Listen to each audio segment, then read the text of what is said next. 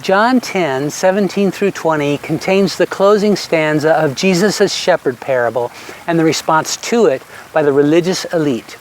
Having earlier described himself as the good shepherd who lays his life down for the sheep, Jesus said he does so as an expression of his power, a translation of a Greek word used in the original text which means having authority to act.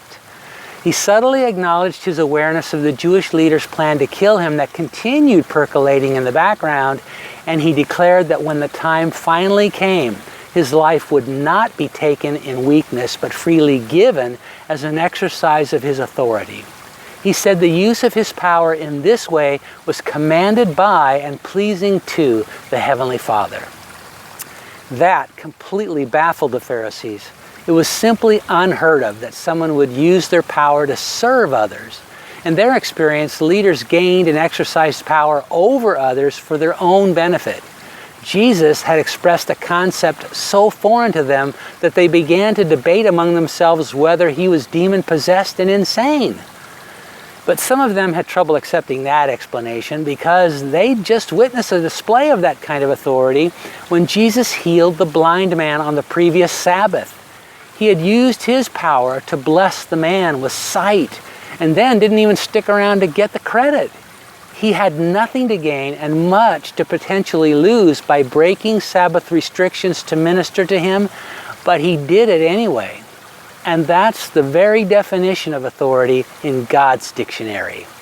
Humbly employing every right, advantage, position, gifting, influence, mastery, skill, insight, prestige, sway, strength, prerogative, license, clout, and esteem we possess in the service of others, no matter the cost.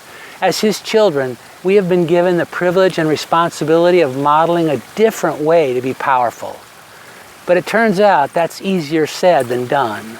We often appear to be just as enamored with the idea of hierarchical positions of power as anyone else.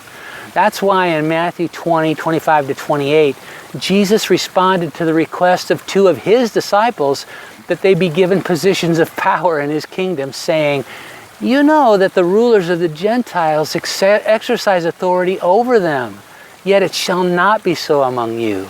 But whoever desires to become great among you, let him be your servant, just as the Son of Man did not come to be served, but to serve, and to give his life as a ransom for many." He taught us by his words and his life that the righteous way of expressing power is not from a position above others, but from beneath them, lifting them up instead of pressing them down. Not an authority over, but an authority under. And our world is in desperate need of that example right now.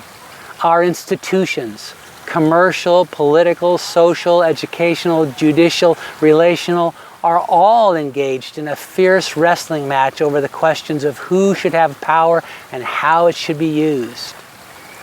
My friends in the faith, let's rise to the challenge, or should I say bend beneath it.